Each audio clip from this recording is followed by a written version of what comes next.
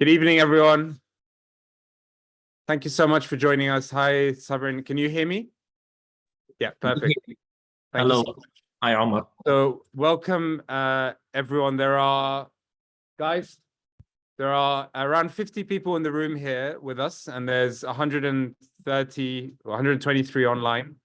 It is my absolute pleasure to introduce this event. We've just had a multi-faith vigil at 10 Downing Street. And that was, sorry, I think Francesca needs to be promoted to a panelist. Apologies. Let me just promote her. There we go. Okay, so we've just had a multi-faith vigil at 10 Downing Street with four faith leaders from the Jewish, Christian, Muslim, and Buddhist faiths. And I'd like to kick off this post-vigil event. This evening, we are absolutely honored to have some incredible panelists online and also on the screen. Just a reminder for those who don't know us, who might be joining us for the first time, Health Workers for Palestine is a coalition of non-partisan health workers, agencies, charities, and NGOs that has been running since essentially the 10th of November, when we held our first vigil outside 10 Downing Street.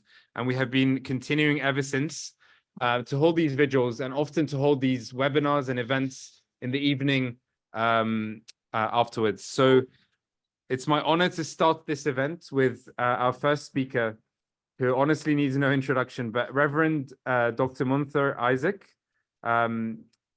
As many of you will know, he was responsible for a very powerful speech on Christmas Eve. He is based in Bethlehem, an academic dean, and he was born in Beit Sahur in Palestine, an ordained minister of the Lutheran Church, and serves as assistant pastor at the Christmas Evangelical Lutheran Church of Bethlehem. Reverend Munther, it is an honor to have you here. We look forward to hearing what you have to say, and thank you so much for joining us. Sure. Good evening, and it's my absolute honor to be in this panel and to support the work of health workers for Palestine. And allow me to express my gratitude for all of that you're doing, and of course, for the panelists as well. Well, it's been 3 months and almost 90 days now. Around 23,000 killed and many thousands more missing under the rubble. More than 9,000 children killed. I think we need to let that sink in. 9,000 children and more, and 2 million people displaced. 2 million who don't know about their fate, their future. They're still discussing their future as if, they're commodities. And Gaza, as we know it, no longer exists. And these are not just numbers, because these are precious people. These are our families, our friends, these are our people. So our Nakba continues, and it's 75 years and counting. The world is watching. This is the first genocide in history that broadcasted live to the world. And it is being filmed by the victims themselves. No one can claim they did not know.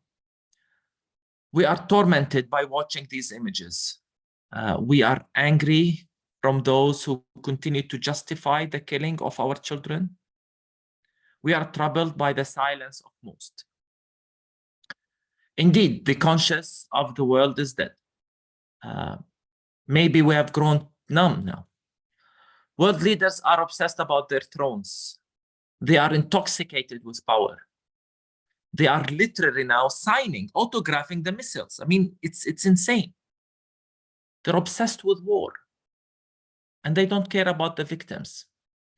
In fact, they already labeled them as terrorist animals and evil. And so it's fine to bomb them. I truly believe that the world will not recover from this. Our humanity will not recover. History will not be merciful, should not be merciful towards those who are complicit. Their names are stained in history books. As a man of faith, I'm actually convinced that deep inside, they will be haunted by the images of the children and mothers of Gaza. And we must make sure we keep reminding them, shaming them for their complicity, for their role.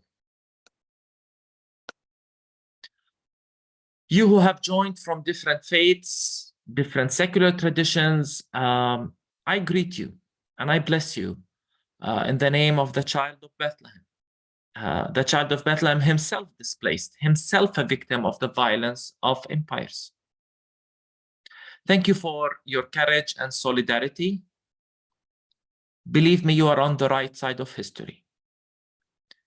This war, and I truly believe this, has clearly divided the world, and maybe this is a good thing. Gaza is the moral compass of the world today.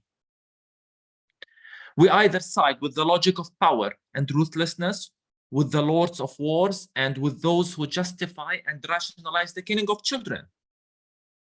Or you side with the victims of oppression and injustice, those who are besieged, occupied, dehumanized by the forces of empire and colonization.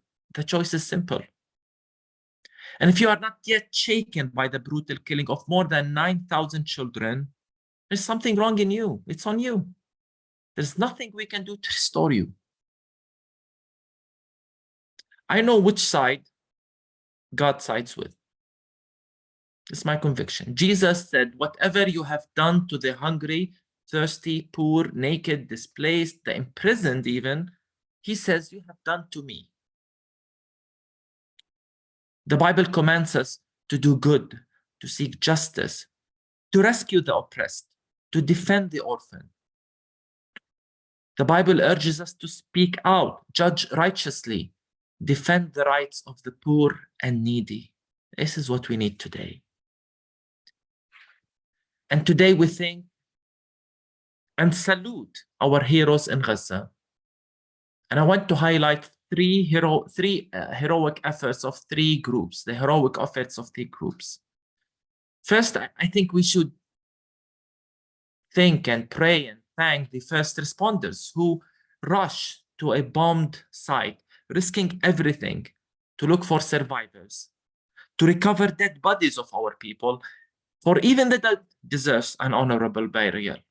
Something many in Gaza did not even get an honorable burial. The first responders. The second group is the journalists. They too risk everything to make sure no one can claim they did not know.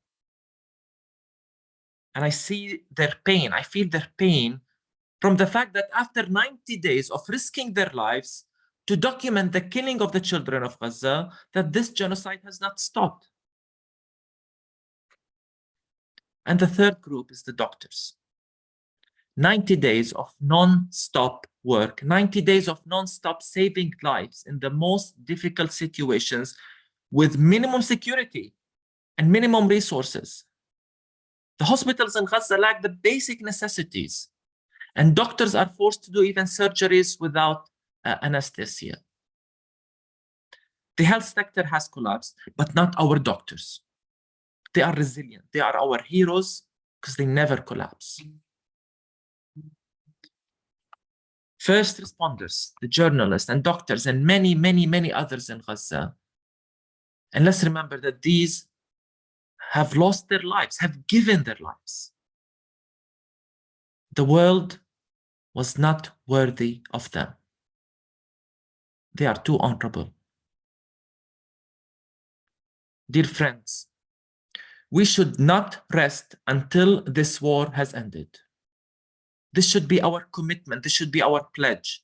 We owe it to them. We owe it to the people of Gaza, to the children of Gaza. We owe it to the heroic sacrifices of those Gazans. Let this be our commitment. We cannot fail them.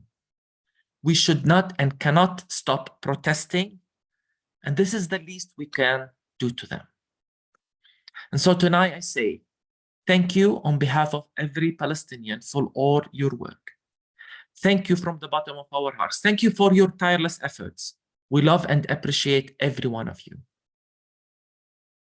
Today, my prayer is simple, and I ask you to join with me. Lord, have mercy. Lord, send true peacemakers and justice seekers into our world. Lord, awaken the conscience of world leaders. Lord, please stop this genocide. Amen. Thank you.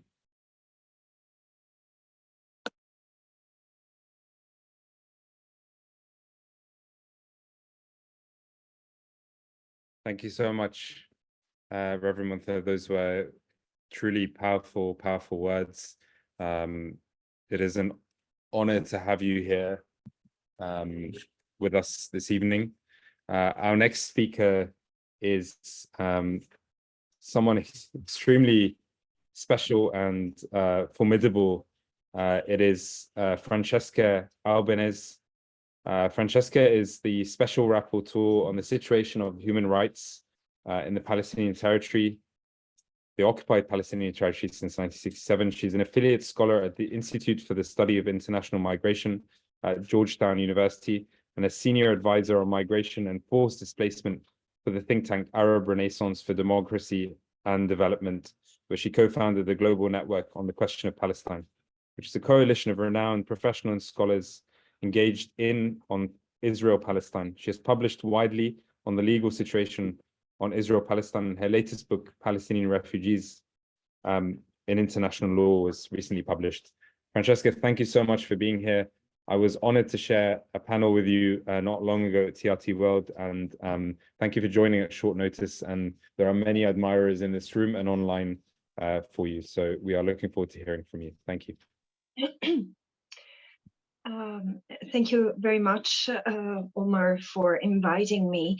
And I want to also salute the health workers for Palestine, echoing the words of admiration, appreciation that I have for you that were used by Reverend Munther. And of course, I extend my salute and admiration to my fellow panelists. I must say that I would like to start with two personal considerations. The first is that it's difficult to take the floor after Reverend Munther because I am one of those persons who felt so inspired by his speech on Christmas Eve. And I don't think I've ever forwarded as many times as his speech. I mean, any person of any faith, as I did with his speech. It touched me deeply, and I thought, although I'm not a very religious person, I thought I was grateful to remind myself that eventually many liberation struggles have a religious voice, a religious leader. In South Africa, the anti-apartheid struggle had Desmond Tutu, Archbishop Desmond Tutu, and the anti-segregation struggle in the US had Martin Luther King. And I do see that his voice, Reverend Munther's voice, resonates so deeply, so profoundly in terms of humanity, bringing the past, the present, and the future into his messaging.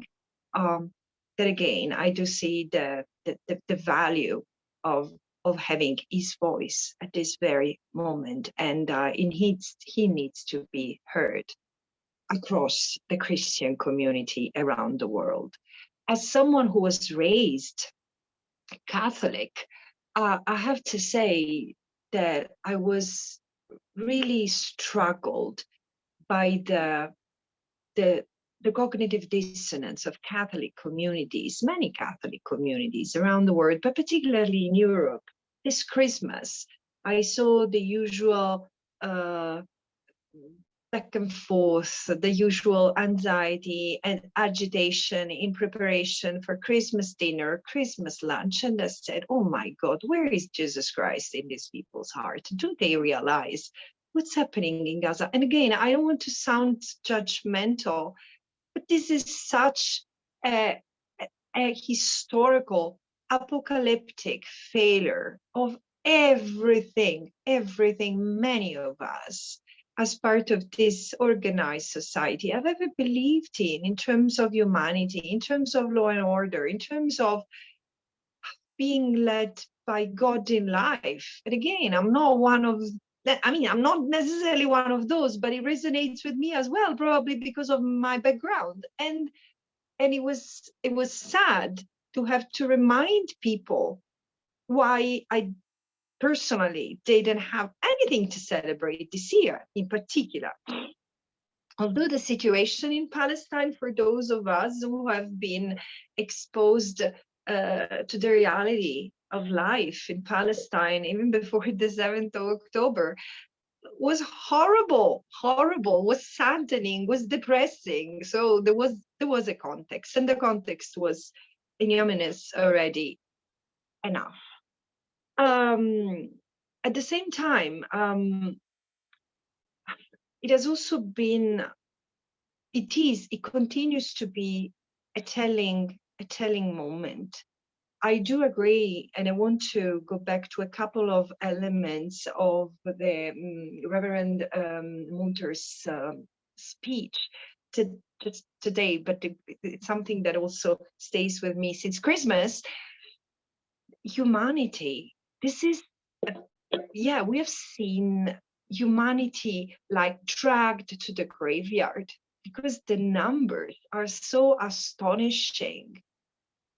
The numbers of people killed, the numbers of children killed, the numbers of people amputated without anesthesia, the numbers of children amputated without anesthesia. This is something that is so shocking. And I ask myself, how much time do people need for this information to sink in? How much time? How many more lives? Because this is the thing. I think that if 21,000 people haven't still, I mean, the death toll of 21,000 people, maybe 23, maybe 30,000, because where are the 7,000 who are missing? Have still to sink in. There is no humanity then there, and this is the reality we need to confront. There is a need to awaken the consciousness of these people who really do not act, do not take any, probably because they do not feel personally affected. And I'm not speaking as a lawyer here, I'm speaking as a human being. This is a tragedy that touches us all, because this is the end of what we have believed until now.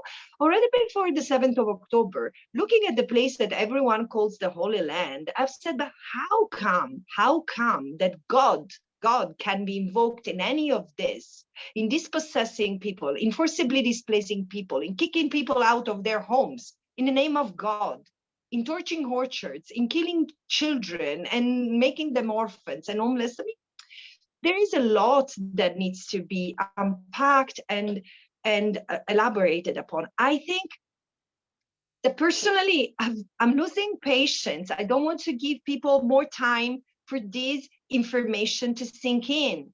It's time for action, and it's time for those who feel outraged, as I do, as probably all of us do, who feel hopeless. No, not to lose the little inch of hope that is still in us and must stay in us. To turn the table, as the poet Pablo Neruda would say. We need to cry out loud the need for justice, the need for to bring back humanity. And when I say that, I try to have in a sense of, clarity on the inclusiveness of this is not just for the Palestinians, because of course, it's them, the main victims right now. But also the Israelis have been the victims of violence on the 7th of October. And this is why I said right on the 7th of October, this is the time to show wisdom and compassion to both people. This is a reminder of the pain of both, of the tragedy that this continues to lead for both, unless and until peace is brought back. But we build peace with peace, not with war. And in order to have peace, we need peace builders. And because we cannot count on, let's say, the political establishment as of yet, as the people of South Africa couldn't count on the strong powers for many, many years. It was a struggle brought forward by the people from many countries around the world, and this is what is needed now. A sense of togetherness, solidarity must be brought in an active sense. Everyone needs to do something, including protesting, taking the street, agitating against this senseless order that stays quiet while people are being slaughtered. And also, sometimes I say, people in a few years will ask themselves where they were or their children will ask them where they were while this was happening, and why there was no action by many in the racialized and racist diplomacy that dominates our world, and in the selective application of international law, including human rights. And I said, we have to tell them now. We have to tell them now who they are. They have hypocrisy that accompanies them, that doesn't allow them today, as it was in my own country, in Italy, as it was in civilized Europe 80 years ago, 90 years ago, while the Jewish people were taken to concentration camps inside our civilized world. There were concentration camps which were just meters away from homes where people were running their life normally. So you see the level of dehumanization that is imposed today on the Palestinian. This is the lens that separates most of the world, especially in the West, from the Palestinians, and this is to be broken. And again, and this is something that everyone who's in the West, in the UK, in Italy, in Germany, wherever we are, has the responsibility to do. And the last, and particularly, and I'm thinking particularly of the media. It's incredible how the media is covering up and is enabling, instead of covering, is covering up the crimes that are committed against the Palestinians. And when I say that, I do not excuse and I do not condone any crime that has been committed by Hamas or others against Israeli civilians, of course not. But here I come to my last point, international law. I know that many Palestinians are wondering why we should still trust international law. Because of the moral compass you have. Because you can choose all means you want to carry out your liberation struggle. At the same time, it's important to act within the limits of the law, because this is a sign not only of compliance with rules that have been given by others. No, this is what protects us all. This is what allows basic principles entrenched in the law to be universal and to say never again for real. So not resorting to basic instinct of violence, not resorting to means that again have nothing to do with peace. Peaceful resistance has been such a powerful lesson that Palestine, the Palestinians have imparted on anyone.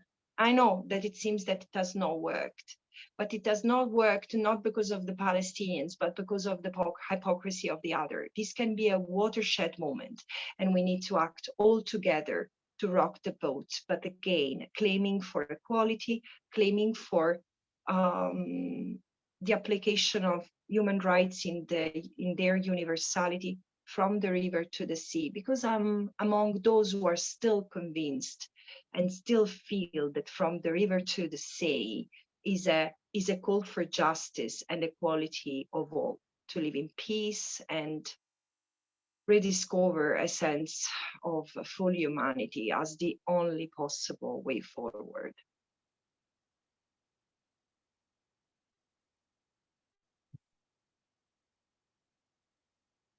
Thank you so much. Thank you so much, Francesca. Those are such powerful words, and you have inspired many of us to stand up and start speaking. And I can assure you that in this room and at 10 Downing Street, we had hundreds of people standing up and speaking up. And the next march that we have in London on the 13th of January, we are hoping for at least 2 million people to be on the streets, and that will continue. We will not stop. Thank you so much for being here, for your time. If you have time to stay on for the panel, we'd love to have you, but if you need to go, I completely understand. So whichever works for you. We have one more speaker prior to inviting a hybrid panel between some panelists here and hopefully a few online. So I'd like to introduce, without further ado, Dr. Sabrin Hasbun. Dr. Sabrin is a Palestinian Italian Christian transnational writer. She believes in the generative power of collective creation and action, and her research focuses on the collaborative practices to explore marginalized histories. After working for various organizations around the world, Sabrin now lectures in creative writing at Cardiff Met University in Wales, specializing in writing for and by marginalized groups. Again, I met Sabrin at a very moving event at the Senate, the Welsh Parliament, a few weeks back. She read a poem that she had written around Christmas, which was very powerful and echoed many of the words, the silence of the majority that Francesca talks about, but also read the words of Rifat, who has passed away, the famous Gazan poet, may God bless his soul. And it's an honor to have her here speaking again with us. Thank you so much for being here, Sabrin. The floor is yours. It's an honor for me to be here, and it's very humbling to speak after Reverend Munther and Francesca. In a way, it's sort of ironic because I am half Palestinian and half Italian, so kind of summarizing the origins of the previous two speakers. I was born near Jerusalem, but I grew up mostly in Italy, and I'm now in the UK, specifically in Wales. So yes, I'm half Italian, half Palestinians, and my father, that it's my Palestinian side, comes from a Christian family from Bethlehem. Yeah, what a synthesis, right? Yeah. So yeah, my father's come from a Palestinian family in Bethlehem, and all our life has kind of happened around the Nativity Church. Very recently, my father and I had this long conversation, a bit linked with what I was researching, a bit linked with his own projects, about how much of our family history actually revolves around the Nativity Church. Like my grandparents got married at the Nativity Church before 1948 even. We were all baptized in the Nativity Church. I was baptized in the Nativity Church myself. There was even a vigil held in honor of my mother after she passed away at the Nativity Church, as a recognition of the community, of the Palestinian community, for this Italian woman that has spent her life in Palestine as well. And when Omar contacted me to come and talk tonight, he asked me if I could talk a little bit about what it means, how does it feel to be a Palestinian Christian in a moment like that. And I'm gonna say a little bit about that, but I want to highlight the fact that being a Palestinian, a Christian Palestinian, a Palestinian Christian, is nothing more than being just a Palestinian, because as Francesca was saying, despite this being the Holy Land and despite God being invoked and religion being invoked all the time in the conflict and the occupation and the violence that is being unleashed in the Holy Land, actually religion has very little to do with all of it. And was what Reverend Munther was saying, this is just occupation and colonization, where religion is used as a means of justification. And so when my family has been targeted again and again, as all other Palestinian families, we have been targeted because we are Palestinians, full stop. And I have tons of examples of my Palestinian family being targeted. My father's job place being attacked and ransacked.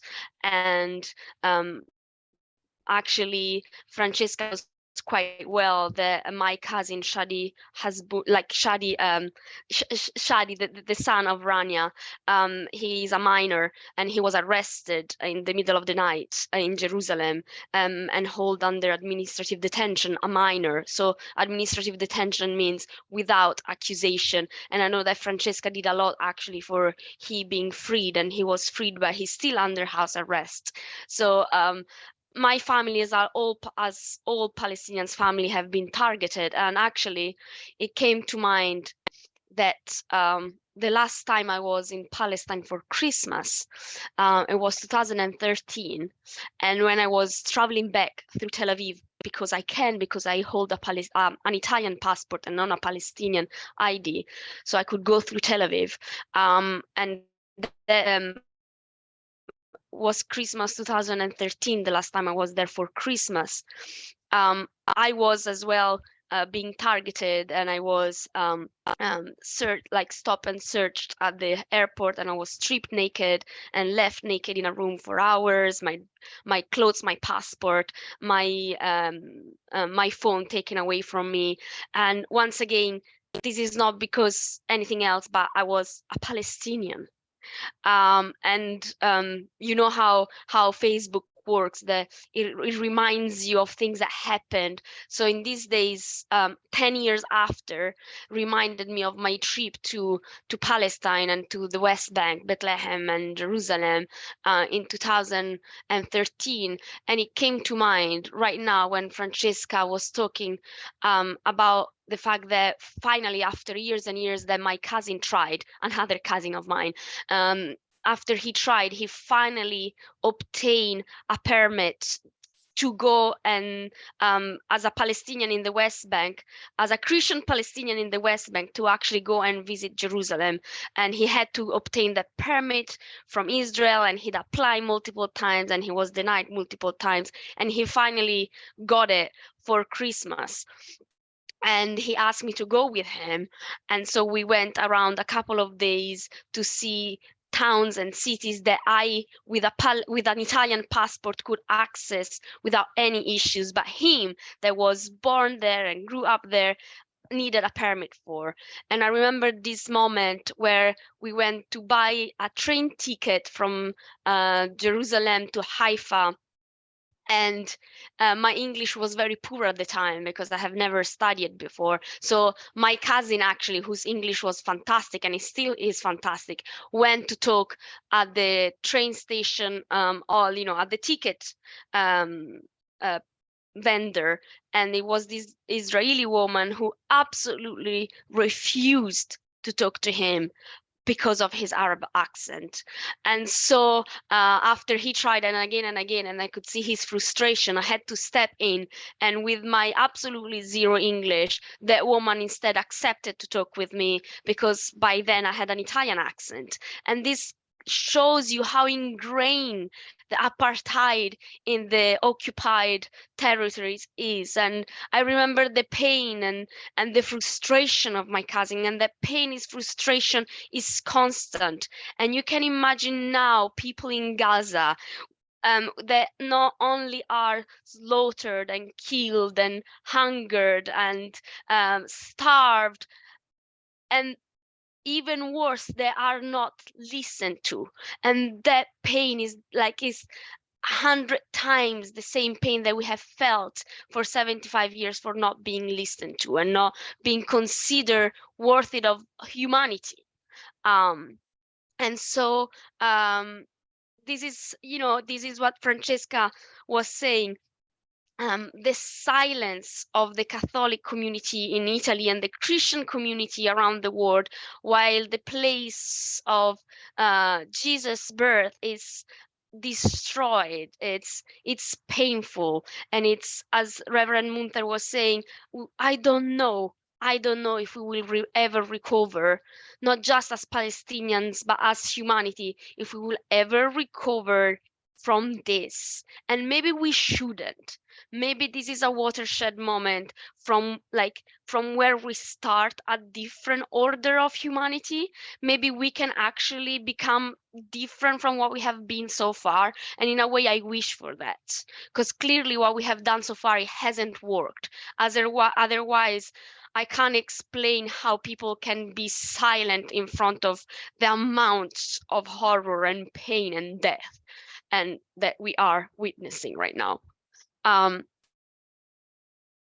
other things I wanted to say is that despite we Palestinians, no matter which faith, feeling one and going as one through what is being inflicted to us, we can't deny that there are differences being made, at least, by the media right now, and Christian used as tokens, both in good and in bad ways.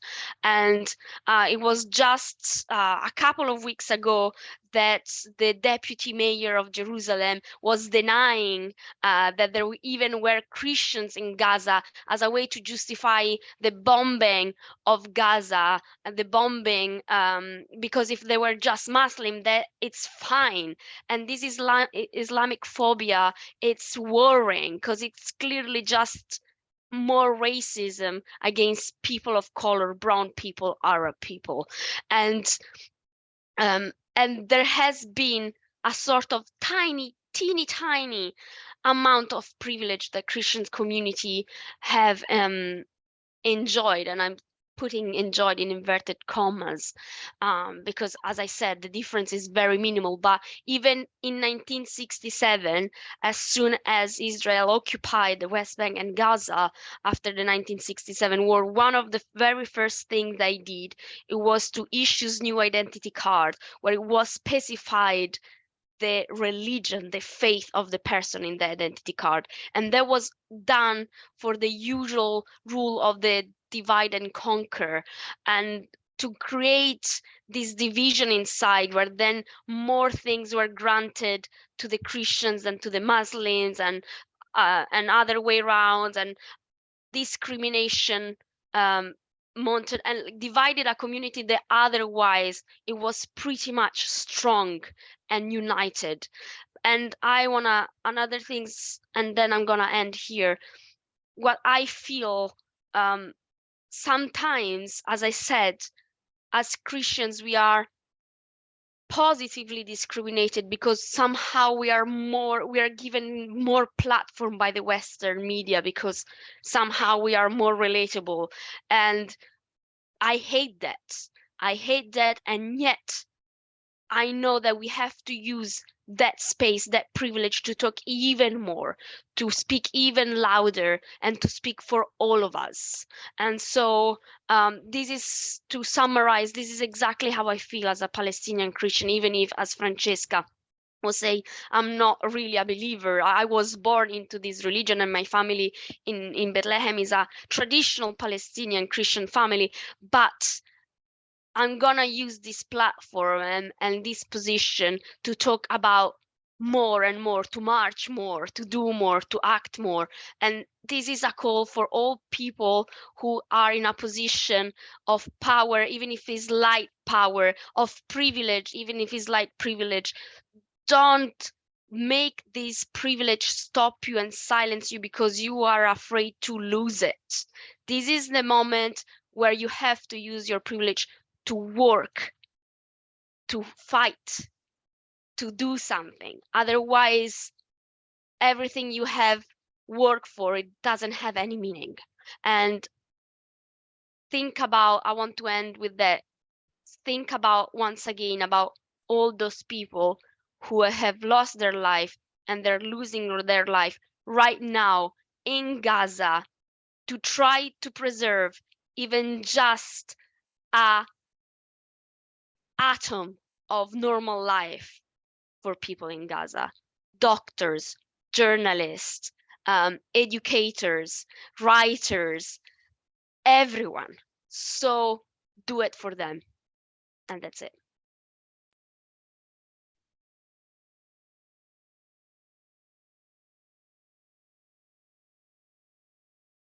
Thank you so much, Sabrin. That was very moving, very powerful statements that you made there. And it's a real privilege to have you, Francesca. And I hope Reverend Munther is still there. I can't see him on my screen. He is here. Thank you. Okay, so what I'm going to do now is I'm just going to invite our panel, in-person panel, and then our virtual panel is on the screen. So as she is already here, I'd like to first of all introduce Emily Stevenson. So Emily is a member of the group Na'amud, which is an organization of British Jews seeking to end community support for Israel's occupation and apartheid state, and to mobilize it in the struggle for freedom, equality, and justice for all in Israel, Palestine. Emily spoke very powerfully last week with us about her Bosnian roots and her experiences, and it's an honor to have her here. So thank you so much for being here. Our other next panelist is Reverend Dr. Simon Woodman. If you can come to the stage. So for those who are online, who may not have been at the vigil, Reverend Woodman is a minister of the Bloomsbury Central Baptist Church in the West End of London. He is a Baptist minister in Bristol. He was previously a Baptist minister in Bristol, a tutor at South Wales Baptist College, and a lecturer at Cardiff University. And he has been a regular speaker at our multi-faith vigils. So welcome and thank you for being here. And last but not least is Imam Ajmal Masroor. Imam Ajmal is a very well-known British Imam, broadcaster, politician, fundraiser, broadcaster, and relationship counselor. He has his own mosque in Southgate in North London, and I've heard many of his speeches and talks and khutbahs or Friday prayer sermons on Fridays, and it's again an honor to have you here. So thank you so much for this wonderful panel. If you don't mind, I might just kick off with a few questions, and I've seen a few from the Q&A side, which I'll come to, but I was hoping to start with Imam Ajmal, if that's okay. Yes. So my question is, and I asked this to Sheikh Omar Suleiman 3 days ago when I saw him at Cambridge University speaking to a network of Muslim researchers. And I said to him that I have been extremely disappointed by some of Muslim imams and colleagues in their either lack of response, silence, or even attempts to sort of brush the Palestine-Gaza issue under the carpet. You are for sure not one of those. You are someone who has spoken up. You are wearing a Palestinian flag with pride. And I just wanted to ask what you think is holding back this community, and how can we as a Western Muslim collective come together to speak up for Palestine and to unite for Gaza, because I think that is something that we are struggling with as an ummah. Thank you, Ajmal, for inviting me, and thank you for keeping the light going. Palestinians have been keeping the light of this Muslim community's hopes and aspirations for the last 75 years, even though attempts have been made to obliterate their light many a times. I've been to Palestine myself at least 6 times or 7 times. And each time I've gone there, I've been given a very VIP treatment by the Israeli security services upon arrival, being held up from 19 hours to half an hour in different locations at different times. And I had learned very quickly that they've been doing all of that purely to intimidate you, nothing more. It's not that they don't know anything about you. They know everything about you. In fact, they even have got my DNA sample because they stole my toothbrush. As I was leaving airport at Tel Aviv, the guy said to me, really sorry, sir, but you can't travel with this toothbrush. Why not? This toothbrush is a security threat. My plastic toothbrush is a security threat, yes. So what do you want me to do? You'll have to leave it with us. If it's a security threat, leaving it with you should be a security concern. No, leave it with us. We'll send it back to you.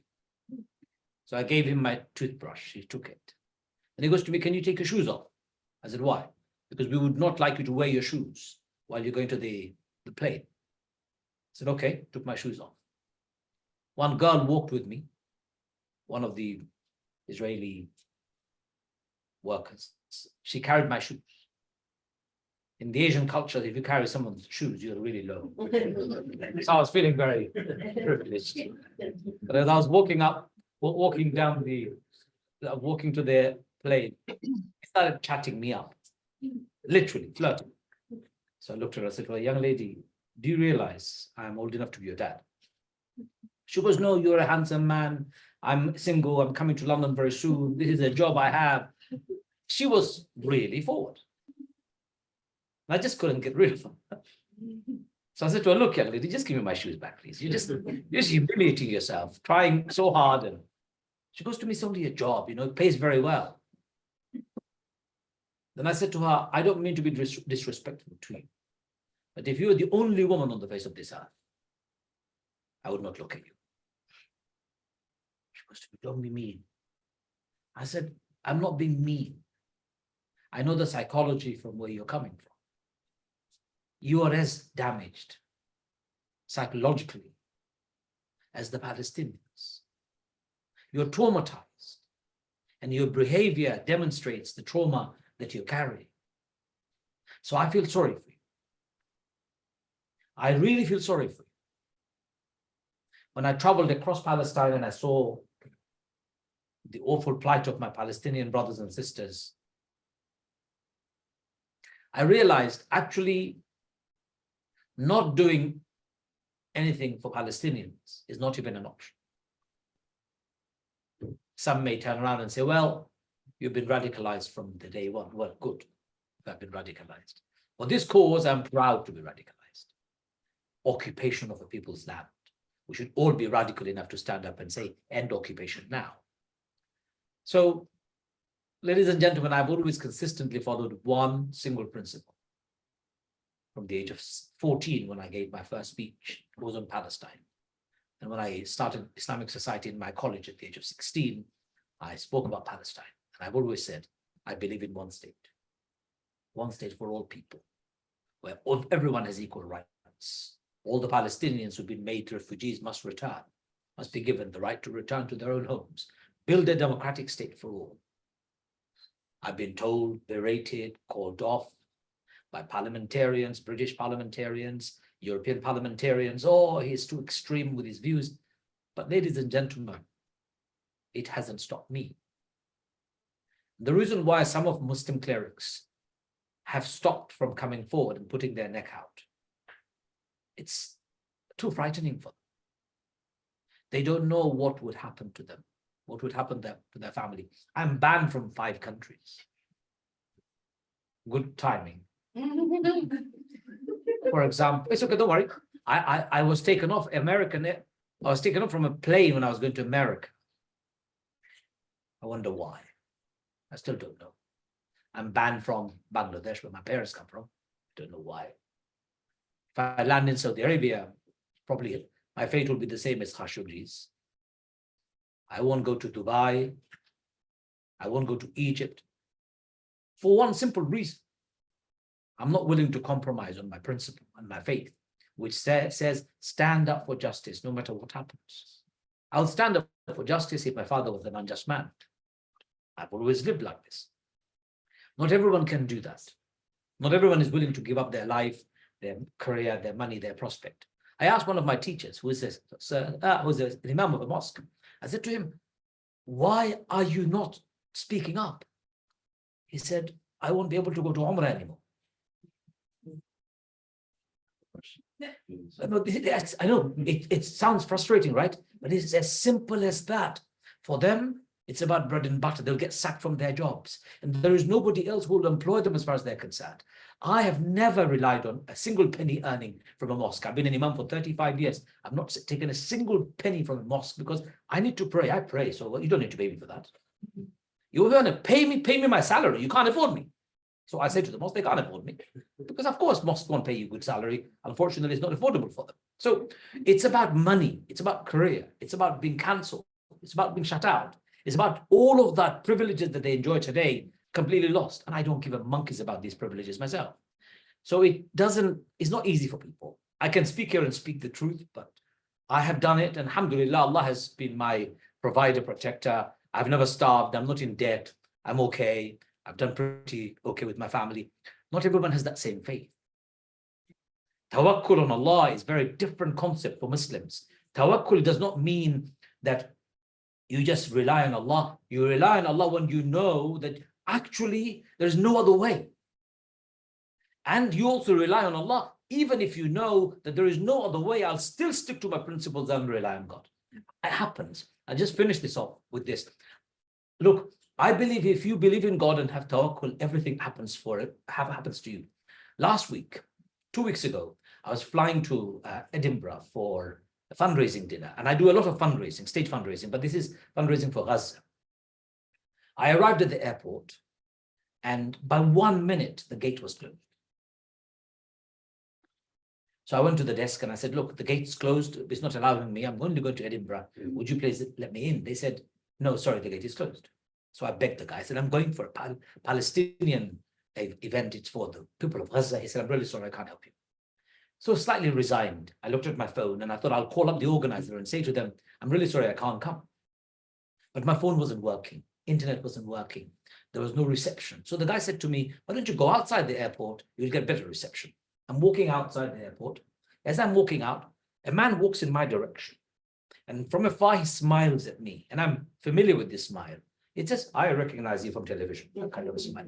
So because I'm familiar, I can't be rude and I can't be arrogant. So I went up to him, shook his hand, Salaam alaikum, wa alaikum salam. Usually it follows with a selfie.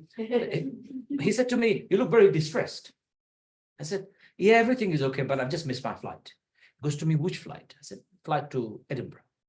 He goes, which airline? So I told him. He goes, just stand here for a second, I'll be back. He was just wearing normal suit. I didn't even see his badge. I don't know his name. He walked over to the desk. He spoke to the guy who refused me. He's the manager of the airlines. 2 minutes later, he walks in my direction with the manager. And manager comes up and says to me, sir, can I see your boarding pass, please? So I take my phone up and give it to him. He opens my boarding pass. He goes to me, follow me.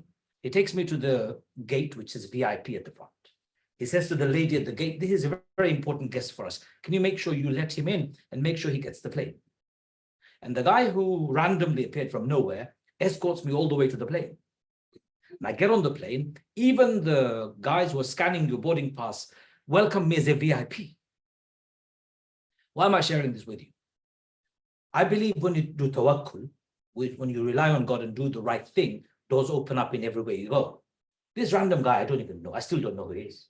Where did he come from? Why did he come in my direction? At that moment in time, why didn't my phone work? Why was no reception? Why was no internet connection? I made it and I went there and I raised for the Palestinian cause £500,000. The intention is important, right? I'm going there for a good cause. And even though the obstacles come in your way, I'm still principled enough to continue.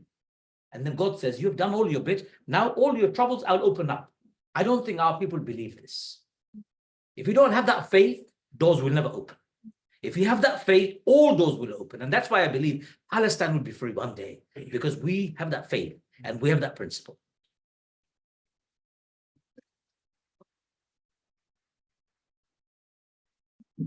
Thank you so much, Sheikh Ajmal.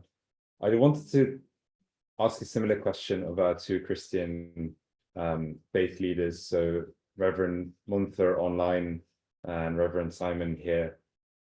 In terms of your experience in the British sort of Christian faith circle and your experience of other Christian leaders, what do you think the Christian community should be doing more of, and what can it be improving in terms of raising awareness about this issue? Yeah, I think Christianity in the UK is really keeping its mouth shut on issues of justice for Palestine, and including on issues relating particularly to Gaza at the moment. But I think that's just the latest in a long line of not speaking out.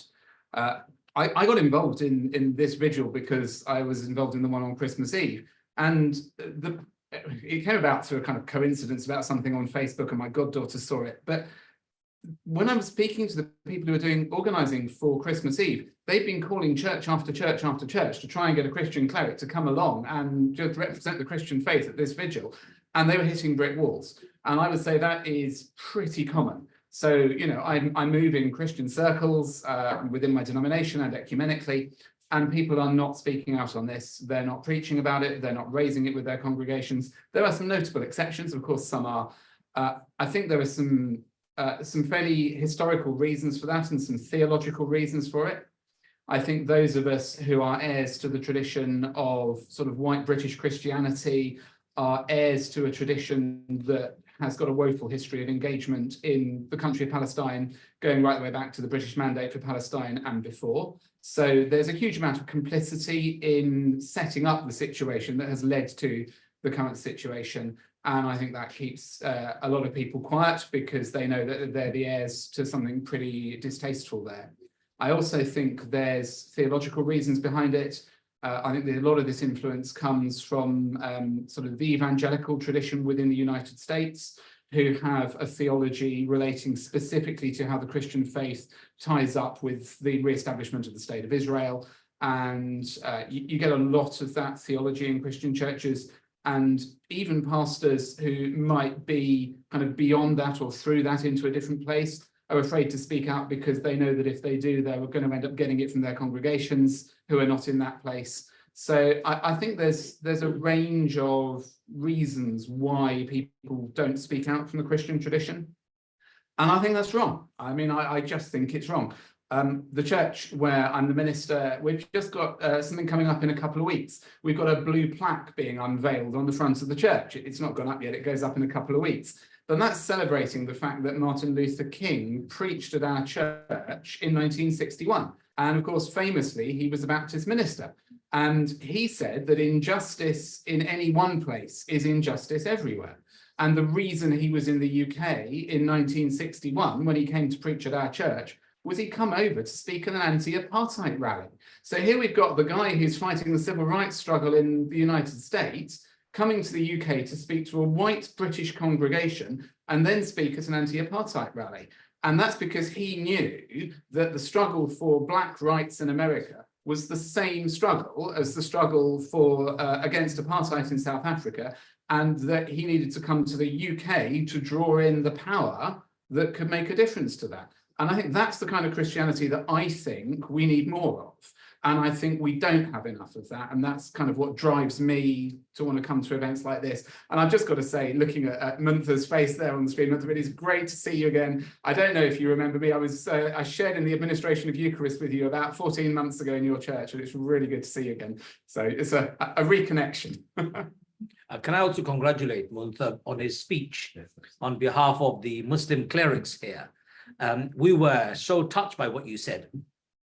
I said in my private Imam's circle, we should be calling for a boycott of Hajj and Umrah at the back of what you've just done.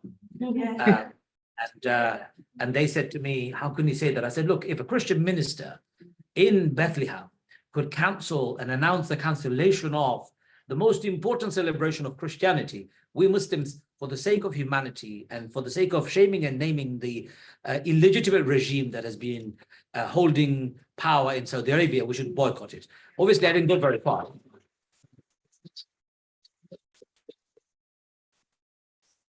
I didn't go very far with the clerics, but I know the masses support it. But it came because of what you said. So thank you very much for inspiring us. No, thank you all. Thank you.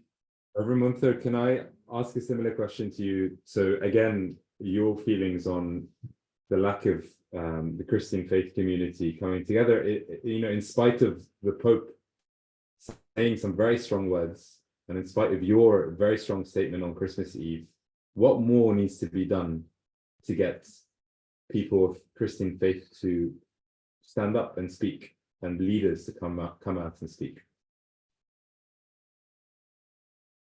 Yeah, it's a tricky question, because we have to understand why is this happening? Why aren't more people speaking? And I think a lot of it is courage, and there are many reasons that steer people away from talking. Some people have some things to lose. Sometimes they're afraid of just being called anti-Semitic and they don't speak. They don't want to get into controversial issue. I think at the heart of it, there's also a fake spirituality. They think it's to be peaceful means being neutral. And I can't understand that. It's so disheartening to see it, this kind of spirituality, very common in many churches today. But I think also at the heart of it, at the core of it, we have to address the issue of racism. And I think Sabrin touched on it, and I want to push it further. I mean, why was the word mesmerized? To the extent I had to do sometimes 10 interviews with Western media about the image of baby Jesus under the rubble, but not about actual faces of 9,000 children under the rubble. Yes. And that's the question we need to ask, I think. Somehow, because of certain white privilege, ideas that still coloniality is still alive, and this idea of we're better, we're superior is still alive. And so if those children, because they're Arab Muslims, maybe it's fine. And I think this is where, and I don't know what needs to happen. It's repentance. It's transformation of the heart that needs to happen. How do you challenge people to see the humanity in others? It's disheartening to be. It's traumatizing to think that children are being killed on this unprecedented scale, and the world is still okay with it. Why? We have to ask this. I think right now, with the amount of loss that happens, and a church leader recently, a European church leader, asked me, "What can we do now?" I said, "Nothing. Just look at the mirror. Ask yourself, why was I silent?" Because Gaza completely. I don't want to sound pessimistic, but what has been done has already been done. Gaza has been destroyed, and it's going on. And I think people need to really look deep inside and ask, why did we do? And the thing is, never again. No, we allowed it to happen again. As a humanity, we failed. Thank you so much, Reverend Munther. Emily, I just want to bring you in, being the only Jewish representative here, and we had a rabbi earlier at the Vigil who very bravely came out and spoke, despite threats from his own synagogue, and came out and tried to say some strong words about what is happening in Gaza. I know you're half Bosnian, half British Jew, and those two hats are pretty loaded. But in terms of your own experience of the Jewish community and what you've done to stand up as part of Namud and speak up, and what backlash have you faced within your own community, and how have you dealt with that? Yeah, it's definitely a tricky one. I think definitely the first thing that's worth mentioning is that the nastiest and most violent voices tend to be the loudest, but they're actually quite a small group of people who are like unequivocally deeply unpleasant. And that I think a lot of people who maybe during things like Operation Cast Lead, I was going to say Swords of Iron, that's the current one, or the war in 2021, or during the Intifadas, maybe would have not been pro-Palestinian, now we're coming out and now we're saying, okay, I've had kind of a not to say come to Jesus moment, being a Jewish person, but a come to Jesus moment, as it were.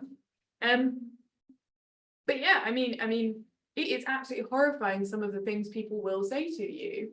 Now, Mod, we have 2 parody accounts that have accused us of being, you know, buddy with Hamas operatives, accuse us of being fake Jews, rented Jews. I mean, I get called a fake Jew all day, every day, to which I say, if I'm Jewish enough for a neo-Nazi, I'm Jewish enough for you guys.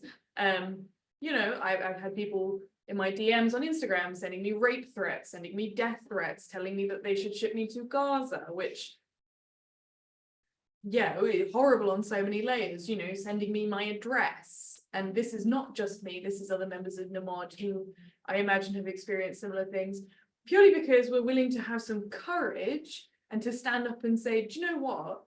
No, absolutely not. As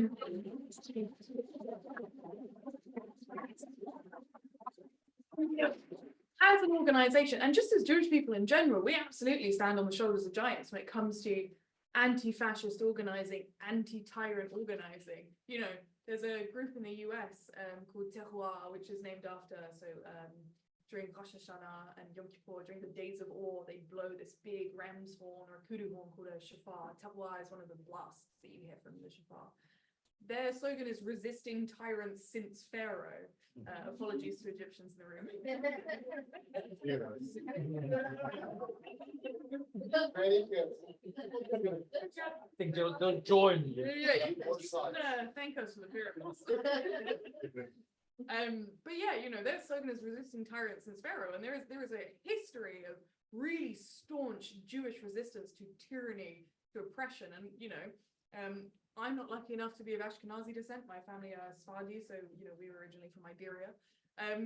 But you know, if you look at the Ashkenazi movement, if you look at kind of the Yiddish, especially like the early Yiddish anti-Zionists who were involved with this idea called doikat or here-ness, they were there organizing to say that we should make it safe for Jews here. We should make it safe for everyone here. You know, we shouldn't be going to someone else's land, booting them off, going, this is all of ours now, and this is only ours. You know, they were up there. They were organizing against the Tsar of the Russian Empire, which is a person with a truly phenomenal amount of power.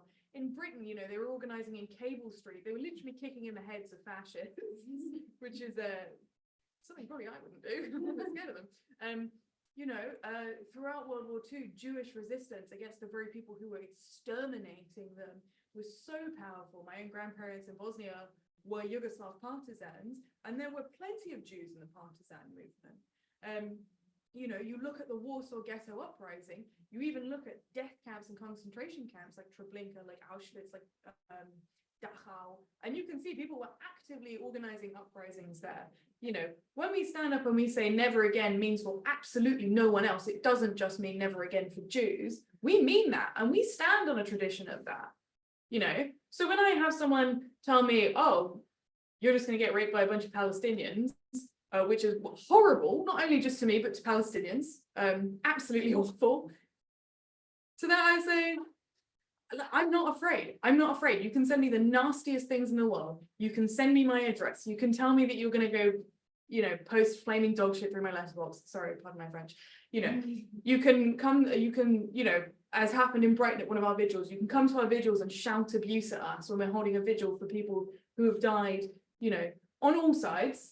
Because, you know, as a Jewish organization, we're going to make sure we know that, you know, every single human life is precious. We're going to push that regardless. We're just going to go, we're not afraid. It doesn't matter. You can scream at us. You can shout at us. You can spit at us. You can say the nastiest things to us. You can blacklist us from our synagogues. You can tell us that we're never going to go back to Israel ever again. You can tell us that we're fake Jews. You can call us all of the names under the sun. We're not going to stop. You know, it's easy to have courage in the face of this, because my house isn't being bombed. I'm not the victim of a current genocide. I don't go to bed every day thinking about whether or not I'm going to wake up again. And I do get scared. I do cry, you know, I do get upset. But I don't have to think about whether or not I have food tomorrow. I don't have to think about whether or not, you know, if I get an abscess on one of my teeth, if I'm going to die of the infection, you know. I don't have to think if I'm pregnant, which I'm not, I don't have to think, if I'm pregnant, what complications am I going to have? Am I going to have eclampsia and just seize and then die having a seizure? Am I going to need, a C-section with absolutely no anesthetic? Is my baby going to die? If my baby dies, am I going to be septic if my baby dies? I don't have to think, what if I have a postpartum hemorrhage? I don't even have to think about things like, where do I buy tampons from? The simplest stuff in the world. So that's my response to, the hatred and the nasty comments and the rudeness. It pales in comparison to what Palestinians are facing right now. So that's how I kind of put it into perspective.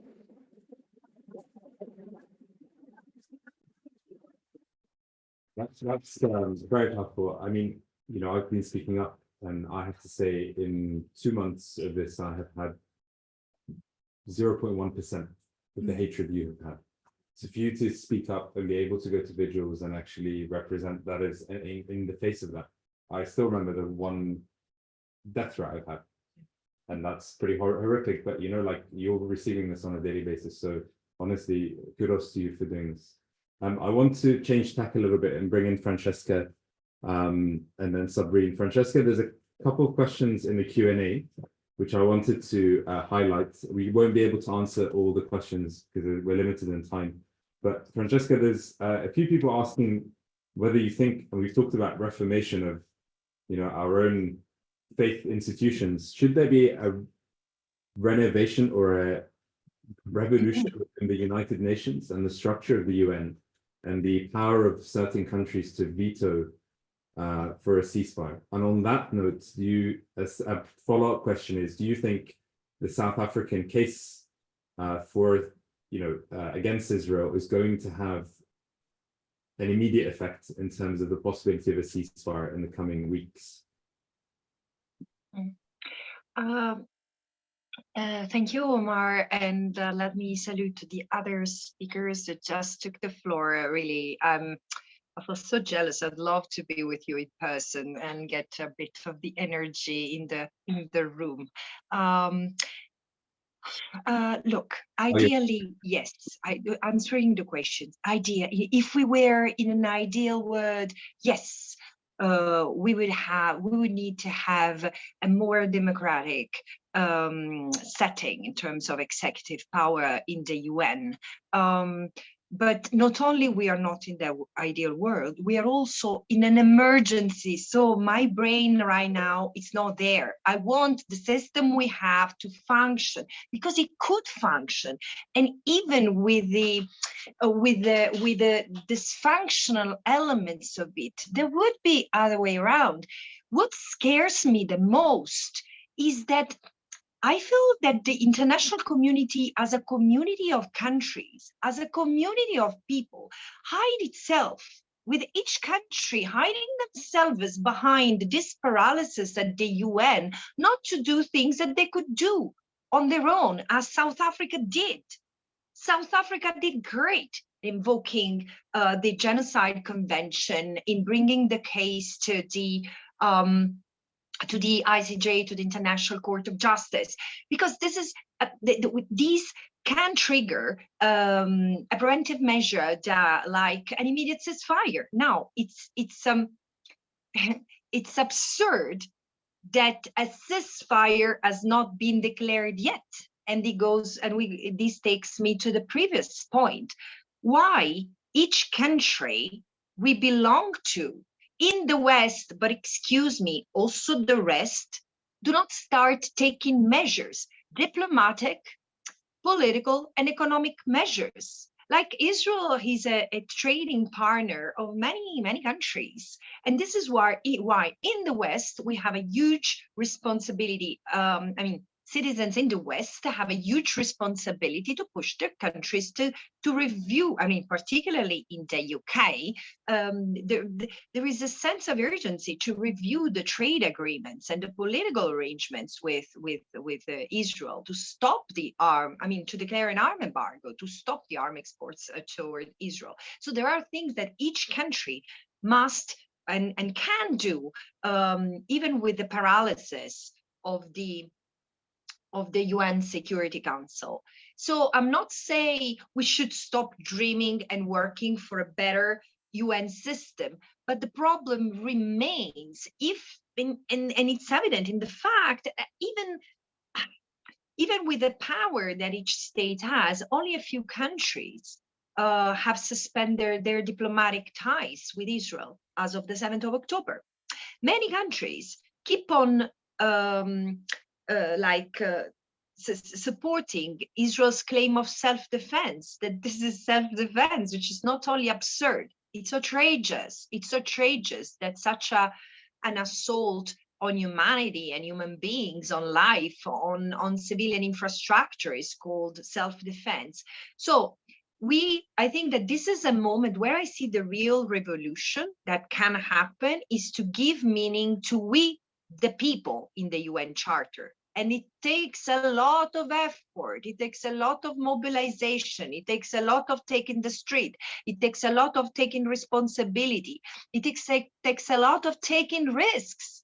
But however, I mean, again, for me, and this is again where I agree with Reverend Munther, it's beyond Palestine. Palestine becomes, has always been, and now more than ever, a metaphor of world relations between the global South and the global North, highlighting the hypocrisy in international relations and the hegemony that needs to be undone, which now favors the global North. But also it's a metaphor of how easily our rights can be undone. Think of the right to protest, freedom of expression, freedom of assembly, freedom of association, which are being quashed as we speak. And you have seen it. I've seen it in Italy, in Austria, in Germany, and you see it in the UK, where there is an attempt to smear people who use their active citizenship, taking the street and calling for a different course of action, smearing them as supporting terror. Well, in fact, the contrary is right. We want the end of terror. So again, this should not discourage us. This should give us even more sense of urgency that more action is needed. And every one of us matters. People of all faith. I particularly commend people from Jewish communities around the world. I was impressed with what I've seen in the US this year. And again, doesn't matter how small the communities can be, this is the beginning of a transition, and we have to make that watershed moment, as I said, become something positive. Otherwise, the worst is still to be seen. This is my sense. Thank you so much, Francesca. Sabrin, I think you've answered the question that was inside the Zoom chat. So thank you for answering that at length. If it's okay, I just wanted to pick up on a point that I think relates to both what Francesca said and what Imam Ajmal said.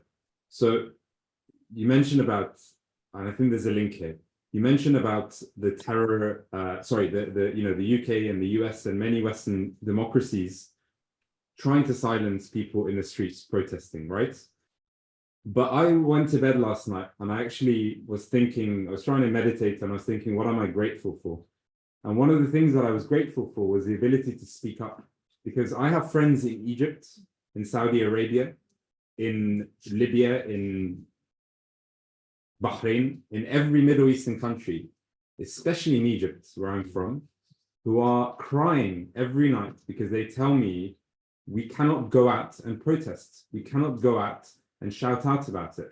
We can't speak up for Palestinians because we are oppressed, and we are, if we do this, we will end up in an Egyptian CIA jail cell somewhere in the desert, never to be seen again by our family. And on that point, Sheikh Ajmal said something, and I personally have felt this. I've not actually told, I'm kind of declaring this here, and my parents who are here may be shocked, but I personally have felt very uncomfortable with the idea of going on Umrah or going on Hajj in any way, shape or form over the last few years, but especially in this period of time. And I have personally taken a stance that I would not go to Umrah in this current climate, because I went to the UAE recently for a conference, and I asked and I say UAE because of the link between the royal families. I went there and I asked the organizer of the conference, can I make a statement at the end of my academic speech? So a load of Lebanese, Egyptian, UAE academics, just a statement to say, I'm praying for the people of Gaza and for the healthcare workers who are your colleagues who are being killed. And the response from the president of that college was, you can and you'll be arrested on the spot. You'll be arrested and we will be barred from ever holding a conference here again. So that is your decision to make. And I went, I bit my tongue and I basically, didn't say anything, which I regret, but that's what had to happen. So on that note of, calling for boycott of Umrah and Hajj, when you have spoken, Sheikh Ajmal, to your fellow imams and clerics, what was the response? And is there, even a non-public agreement with this stance? Well, you're going to get me into bigger trouble than I'm already am. When I went to Hajj a few years back, I had to go to Hajj because I had made a promise to my wife that I would take her to Umrah, Hajj. That was my mahar for my marriage. As those of you know, it was an obligation. When I got married 25 years ago, it would have been £500. And she decided that I should go much later. I had to pay £6,000. But anyway, so I took her there. And while I was in Hajj, I wrote an article for the Guardian newspaper. And the article was, what have they done to my Hajj? And the article appeared on the day of Arafah when I was in Hajj. And the article actually said that I look around and I see Las Vegas. I don't see Mecca anymore. It was a lament, heartfelt lament. I got straight after Arafah, I came back to my hotel room and I was taken aside. Pulled up aside and I was told, what is this? I said, what do you mean, what is this? Why are you writing about Hajj? I said, I'm a British citizen. We believe in freedom. This is my free right to write to a newspaper that I believe will publish it. But you're our guest. I said, I'm not your guest. I'm guest of Allah. I had an argument with them. And as you can see, the seed for hatred and barring, and subsequently I'm banned. I can't, I won't even be allowed to land in Saudi Arabia now. So you have to make some principled positions. Is no problem. You have to. Some of us have to. And if we don't, and if we all bow down, then it just happens that you allow evil to get away with further evil. My fellow colleagues or other imams are on the same boat. They want to speak, but they are afraid of speaking. And I wonder why they're afraid of speaking in the UK. Do you know why? The Muslim community is not ready. Some Muslims still believe in the UK that mosques' pulpit should not be used for conversations on politics. Some Muslims still tell me, they don't tell me this anymore, because I've given them some real knockouts from the pulpit, and they don't say a single word. But most of the other imams are scared. So it is fear. No different to the fear of the Egyptians. The Egyptian community had, the entire country is gripped by fear that they can't break away from that fear. When they broke away from that fear for a few days, they enjoyed freedom. That freedom got into their head and they didn't know what to do with it. And they got messed around again and they came back, pushed into the cave again. No different to Pakistan. Pakistani people are living in fear. No different to Bangladesh, living in fear. The entire Muslim world lives in fear because of the dictators and despots who rule them. And this has been supported and further exasperated by the Western government's unethical, rotten foreign policies. Has been going on for hundreds of years. Colonial time, even now, they keep on doing it. How do we break away from this? How do we break away from this fear? The only way, power to the people, like the Ukrainians did when they came out in the Orange Revolution, like the Romanians did when they stood up against Ceausescu, like the people of Eastern Europe did in Hungary, in Poland. They came out and they refused to go back to their homes, no matter what happens, no matter how much snow or rain falls down. They stayed there until their governments collapsed and until they were able to install civilian government. Muslim masses, whether they are in the Muslim majority country or here, really need to wake up. Nobody is going to change their destiny unless they change it. But the Muslims in the West have no reason to be afraid. I understand the French situation. Mosques after mosque is being closed down. Fine. Some of us have to make that sacrifice. In the West, there are systems by which you can put things right, even if the state does it wrong.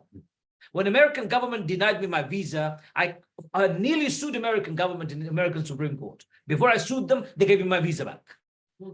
They took my visa away. 5 years I fought them. and then they gave it back. But I can't undo that for Saudi Arabia. I can't undo that to Bangladesh because there are no systems. So Muslims living in the West, don't be afraid. We have systems here. And this system must be utilized for the furtherance of our freedom, freedom of the people of the world. And finally, you know how close I am to declaring that I may stand for the parliamentary election in the next election, to a seat to give the Labour Party a bloody meltdown. You know why? Because I believe it must be done. I believe some of us must do it.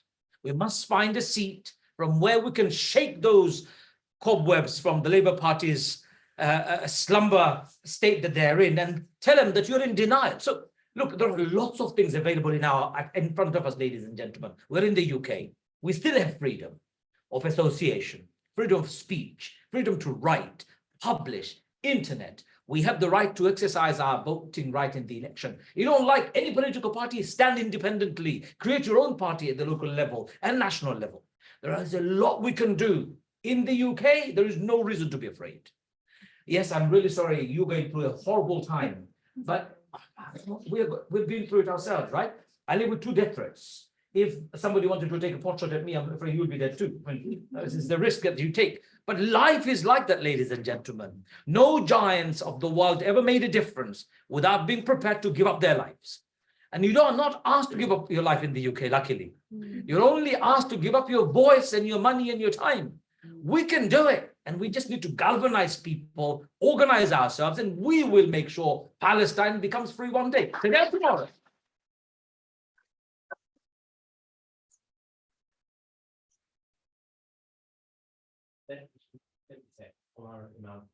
That whole thing about Umrah and Hajj, a lot of us have been saying that individually in small conversations for a long time.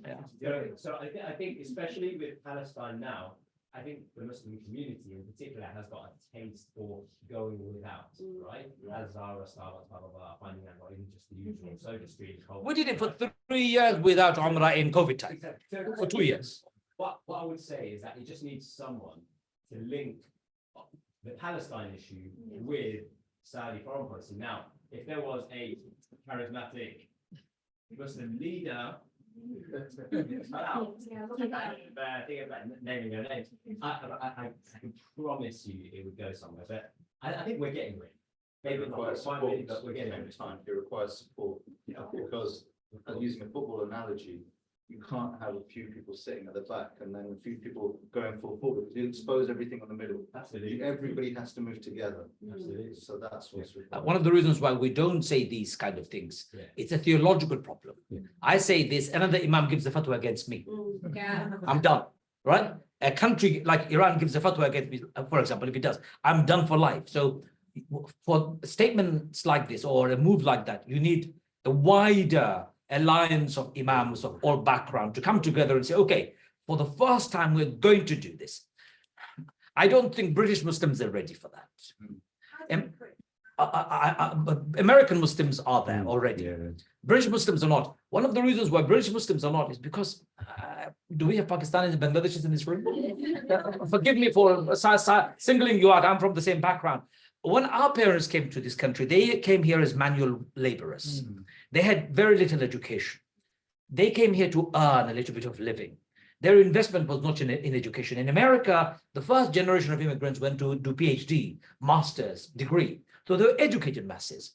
So therefore, what we see in America now is the outcome of educated parents who gave a platform from where a new discourse could be realized. So likes of Omar Suleiman, we don't have one. Likes of Yasir Qadhi, we've not been able to create because we have institutions that are being run by the old guards who don't understand their faith, who still employ their family members from villages to come and lead the prayers, who don't speak English in some cases, who are not interested in changes, who don't want to talk about politics, who don't want to deal with the issues. I get people coming to my mosque telling me, Imam, can you please talk about spirituality and not talk about politics? And now I tell them, find a different mosque. I can say that to them. And you will not find many people like me who say that and get away with it. And I do, and I've got away with it, alhamdulillah, so far. One day will come when I may not be able to get away with it. But I'm truly and honestly speaking, Muslim community in the UK are not ready. It probably take another 10 years, a new generation of change. And my father said this to me before he died. He said to me, son, wait until we're all dead and you have taken over the leadership, and that's when you can shake it. So I'm afraid a little bit more time than initiative like the one you're suggesting or we're talking about can be more meaningful and much deeper than the one now if you were to initiate and it fall flat on its face. Thank I you. pledge my undivided support to your campaign. So, sorry, one final. Sabrina, are you still there? I think you're on the screen still. Thank you. One last question, because it's getting late and I appreciate people being very patient here. I wanted to ask you, with your background in the arts and your background in literature, we've seen some artists come out like, you know, we have Juliet Stevenson who comes to our vigils every week. We have Tracy Seward, Tobias Menzies. We know of many artists who are speaking up, and also from an academic perspective, because that is your, strong point. What else do you think can be done within the academic world and to speak up for Palestine and speak up for their rights and to mobilize the masses? Because we know that, art, literature, cinema, that's what often pulls the hearts and minds of people. Honestly, nothing meaningful has been done. Yes, we have artists, we had English artists for Palestine signing letters and try to protest, and but on academic level especially, nothing has really been done, and it's very worrying. And I want to say something that it's really at it's in my heart right now. There is a lot, if any of you is working in the academic environment or you're a student, you know that there is a lot of talking about decolonization. A lot of people love in the academic environment to talk about decolonization. They're publishing articles, they're making careers on it. And then when real decolonization in the real world needs to happen, the room is so silent that it's deafening silence. You see what I mean? And it's scary right now. We have talk right now about being afraid of talk, being afraid of stand up, being afraid of making our voice being heard. I can tell you the academia is in the grip of fear. Like we have seen so many academic and scholars losing their job for even trying to say something very very little, very blunt about Palestine. And one of the reasons why there is the law, like they're trying to pass the law against anti-boycotting. One of the reasons is actually academic boycott, because it's one of the biggest form of boycotting is actually academic boycott, and they want to avoid UK universities to actually do that. And we have to be scared. Like as an academic, I always talk about how academia is useless if it actually doesn't act on real world issues as they happen. There is a lot, in the question that was asked to me before, and the question that was asked to Francesca about, do we need to change things, or do we need to change the terms, like terminologies, apartheid still applicable? I have to say something right now, as Francesca said, right now, it doesn't matter. Right now, we actually need to do something and not discuss about terminologies and not discuss about details and not discuss about abstract terms, abstract ideas. Right now, we need to act, and we need to act on what we have.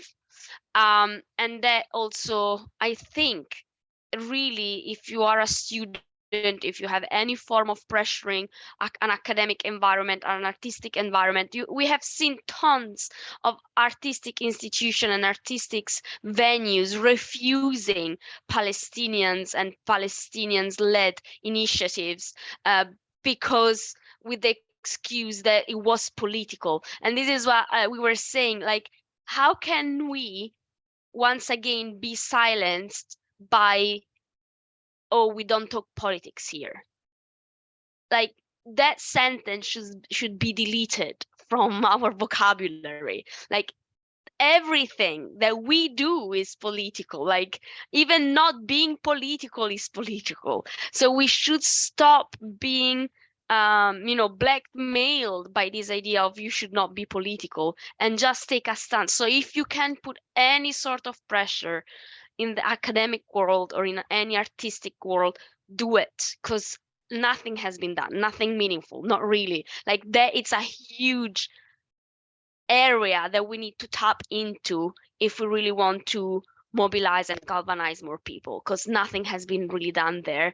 And the movements of students and staff that have tried to done something have been silenced and threatened and fired. So yes, as an academic right now, I feel very discouraged in the academic world, but I also believe that, once again, if we use it properly, it can become the environment where things change. It's a perfect answer. Thank you so much. We need to speak after this. I have an academic working group within our organization that is meeting actually next week to decide on an agenda for how we can twin with Palestinian universities, like the Israelis are actively doing, how we can boycott. I've personally taken my name off two Israeli papers that I had written on pre-7th of October, and we should be doing this sort of thing. And then even just working together within the arts. And actually, Sabrin, you'll be pleased to know we're trying to hold a charity fundraising gig concert for Palestine in the coming months. Although we've been cancelled by the Natural History Museum, by the Royal College of Physicians, by many venues for exactly those reasons, politics, right? So anyway, I think we need to wrap up. I'm amazed that, so we had 170 people online at the start, there's still 146. So that just is a testament to this amazing panel and the panel online for keeping people so engaged for this long. Thank you so much, Imam Ajmal, for being here, Reverend Simon, Emily, and online, Sabrin, Reverend Munther, and Francesca. You are all absolute heroes of ours, and thank you for being courageous to speak up on this. Thank you, Omar, and all, and Imam and Simon. Thank you. Really, it's a pleasure to meet you, Emily, as well, of course. Maybe one day in person. Sabrin, we have to meet in Bethlehem next time. Yeah. And this is the crowd here that is all waving to you and saying thank you, and have a good night. Ciao. Thank you. Thank you. Bye. Ciao, good night, everyone. Thank you everyone for being here.